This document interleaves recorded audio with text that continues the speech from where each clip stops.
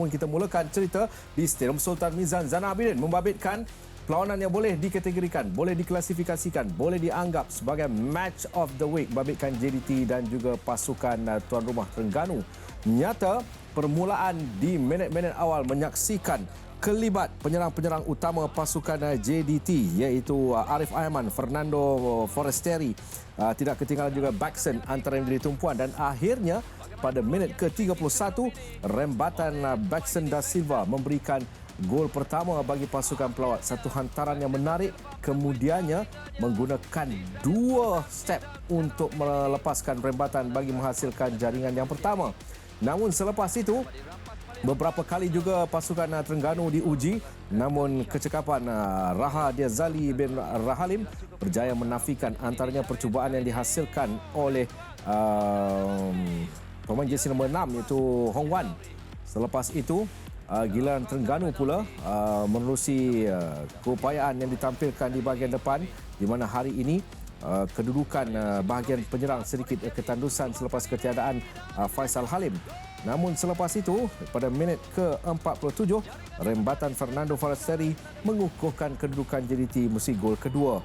Minit ke-50 antara sepakan percuma terbaik untuk memberikan jaringan pertama buat pasukan Terengganu yang dihasilkan oleh Hakimi Abdullah. Nyata selepas itu kedua pasukan bertukar-tukar serangan, namun kedegilan kedua penjaga gol dan juga ketumpulan di bahagian depan kedua pasukan juga mengakibatkan mereka terlepas peluang. Antaranya peluang Terengganu yang diperolehi menerusi percubaan yang dihasilkan oleh Nick Sharif Mat Lazim. Selepas itu aksi di tengah padang juga mencuri tumpuan apabila beberapa keputusan pengadil perlawanan iaitu Hasrul Muhammad Amir nyata mencetuskan pelbagai reaksi yang berbeza dari kedua-dua pemain pasukan iaitu JDT dan juga pasukan Terengganu. Kedudukan 1-2 itu terus kekal hingga tamat perlawanan untuk mengukuhkan kedudukan JDT selaku pendahulu liga setakat ini untuk meninggalkan Sabah selaku pasukan yang paling hampir menjadi pencabar di samping pasukan Negeri Sembilan. Jadi tamat perlawanan JDT 2, pasukan Terengganu 1. Okey. Saya membawa hari ini seorang pemain pertahanan, seorang bekas pemain pasukan kebangsaan iaitu Syarom Kalam untuk menemani saya membicarakan tentang pertemuan ini. Rom, ini satu saya katakan warm up sebelum mereka bertemu dalam saingan akhir Piala FA. Ya, bagi saya dia satu simulasi game terbaik untuk dua pasukan ini. Tapi yang menariknya adalah cara approach pasukan Terengganu pada malam ini sebenarnya.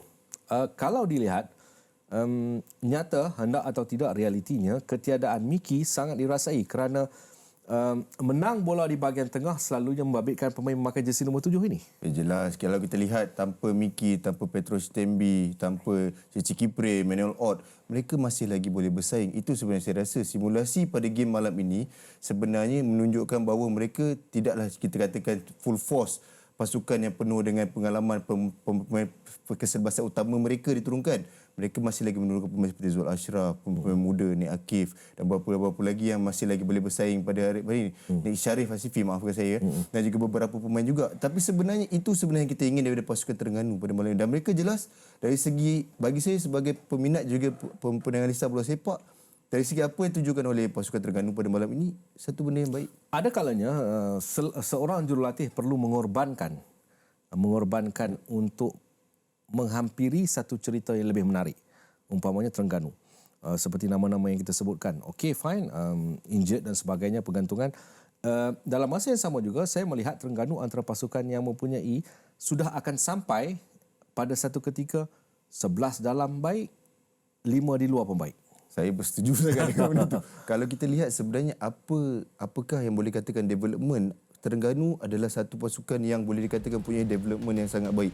Dan kalau kita pemain muda yang masuk Syafiq Ismail dan beberapa lagi pemain muda, mereka semakin matang, mereka masih cepat untuk adapt dengan apakah itu apa yang diperlukan dalam Liga Super. Itu sebenarnya yang penting. Kalau kita lihat pada musim ini hanya 2-3 pasukan je yang memberi saingan kepada JDT sebenarnya. Bagi saya Terengganu, Negeri Sembilan dan juga Sabah.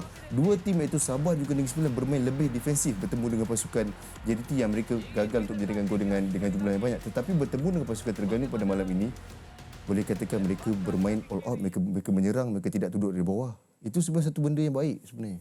Kualiti jaringan Hakimi. Luar biasa. Kalau kita lihat, saya sebenarnya sejujurnya kita boleh kata, Hakimi adakah seorang pemain yang boleh deliver seperti free kick seperti Safawi Rashid? Tapi jelas luar biasa free kick beliau. Kalau dilihat kepaduan, saya gunakan ayat kepaduan. Jarang saya guna kata kepaduan. Padunya, lajunya bola itu mengakibatkan Mahir ataupun Farizal Malas gagal untuk menepis. Ya betul. Kalau kita lihat dia punya kepaduan, kata Hafizal, kepaduan dan juga sudut yang diambil itu sebenarnya yang buatkan jaringan ini terhasil, dan juga kualiti teknik beliau lah. Option yang diambil adalah option yang sukar.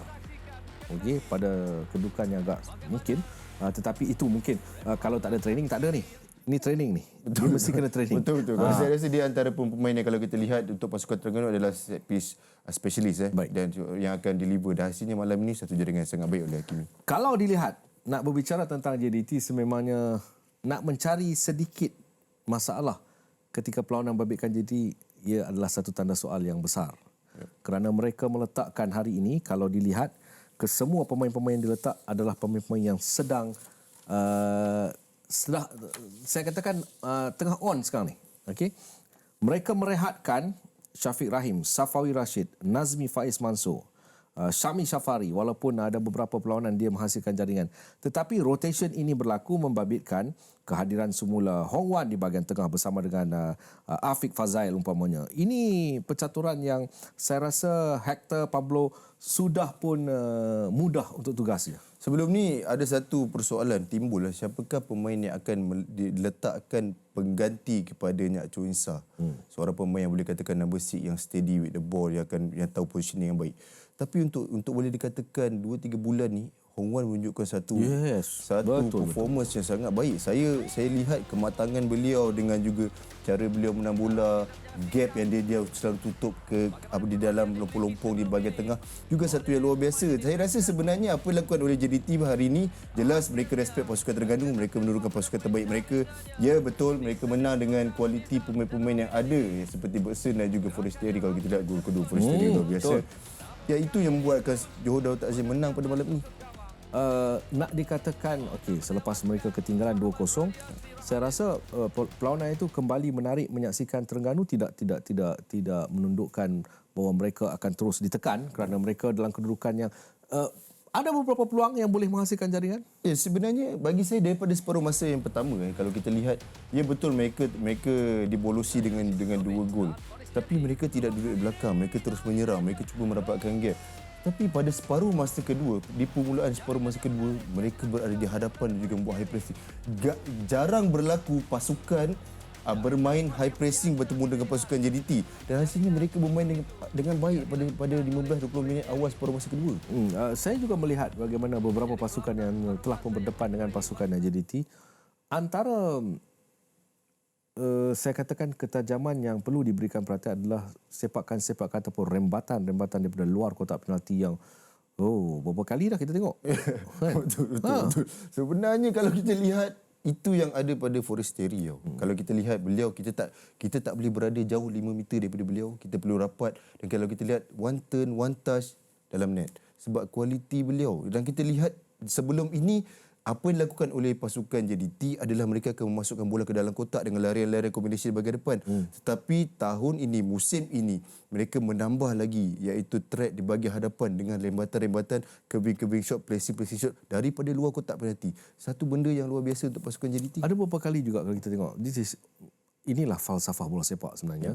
Bagaimana melihat, ada kalanya bermain short pass, kemudiannya change side yang cepat, lepas tu kadang-kadangnya hantaran long ball yang pantas. Kalau kita lihat jaringan yang dihasilkan oleh Bergson, jaringan pertama, itu satu perkara yang sangat menarik. Ya, sebenarnya saya rasa ini adalah pertukaran filosofi daripada coach. Kalau kita lihat sebelum ni, coach Benjamin Mora lebih kepada fashion play, bergerak, iaitu lebih kepada intensity di bahagian hadapan, combination di bahagian hadapan.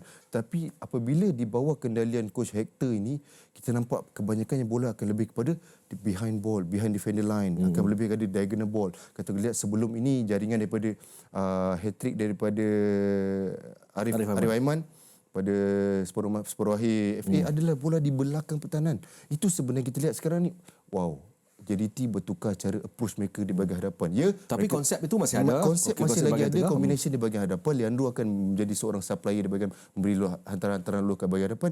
Tapi kita akan nampak kerap bola di belakang defender dengan bola bypass midfield. Itu satu benda yang nilai tambah yang ada untuk pasukan JDT pada musim ini sebenarnya. Okey, selepas tamat perlawanan sebentar tadi, kita nak melihat kedudukan pasukan-pasukan yang mungkin akan ditolak ke bawah, ada yang naik dan sebagainya. Okey, JDT selepas 14 perlawanan mengukuhkan mata ke-38 dengan 4 mata sedang dikejar oleh pasukan paling hampir iaitu di tangga kedua Sabah.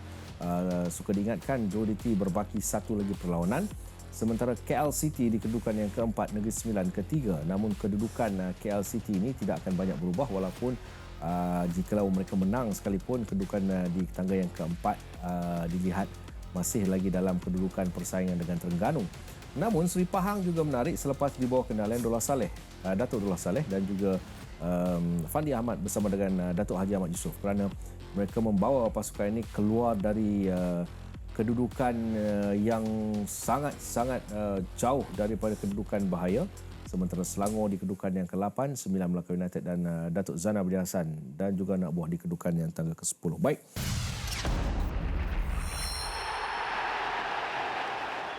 Okey, kita akan terus ke Kuala Terengganu atau lebih tepat lagi di Gerung Badak di Stadium Sultan Mizan Zainal Abidin untuk bersama dengan rakan tugas yang jarang-jarang, yang kadang-kadang cover bola.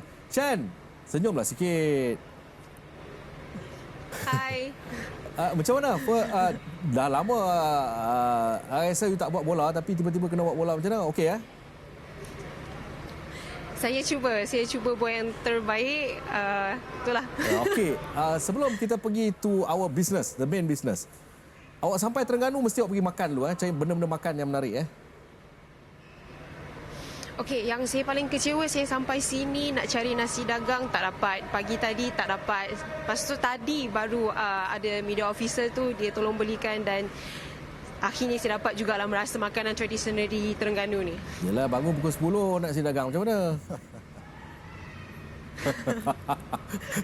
Dia bangun lambat lah, itulah silap dia. Okey, siapa kameraman yang dengan awak ini? Kameraman saya Abang Mamu. Oh, Mamu. Azimah Abdul Malik. Okey, baik. Chen, back to our business. Anda melihat rumusan perlawanan ni, Chen? Okey, macam tadi bermulanya perlawanan tu saya tengok suasana di sana memang sangat ramai penonton penyokong TFC dan kalau ikutkan percentage JDT punya penyokong mungkin dalam less than 10%. Okey. Dan itulah suasana sangat meriah sebab bagi saya merasakan memang kita tengah menyaksikan final Piala FA. Okey. Dan memang feel dia sangat lain lah. Okey. Lepas tu termasuk dengan dia penyokong tu dia memberikan sokongan yang tanpa henti. Baik. Saya dapat rasakan, saya nampak pemain-pemain JDT memang ada pressure sikit. So Okey. it's a good thing from a good thing for TFC punya team lah. Okey. Without the key players, especially Faisal Halim, Manuel Ott, anda melihat Terengganu slow malam ni dengan ketiadaan key players ni? Okey, macam tadi sepanjang 90 minit perlawanan saya menyaksikan tanpa Miki ni memang ataupun orang kata nama dia Faisal Halim lah. Memang tanpa dia coach sendiri pun cakap memang berbeza. Kalau ada Miki memang perlawanan tu akan nampak lebih baik lah. Tapi bagaimanapun coach tetap berpuas hati dengan pemain yang sedia ada. Mereka tetap berikan pamerkan persembahan yang sangat baik juga. Okay. Jadi bagi dia overall dia berpuas hati lah. Cuma lagi satu dia ada bagi tahu juga Petrus pada minit ke-16 sudah out dan kemungkinan besar dia tidak akan beraksi di perlawanan yang seterusnya menentang Sarawak FC. Okey, apapun enjoy dekat Terengganu kerana make sure besok you bangun awal, jangan bangun lewat pula. Nasi dagang sekali lagi last. Itulah. Baik, terima kasih Hafizan. Okey, baik. Terima kasih Syed, terima kasih Mamu di Kuala Terengganu.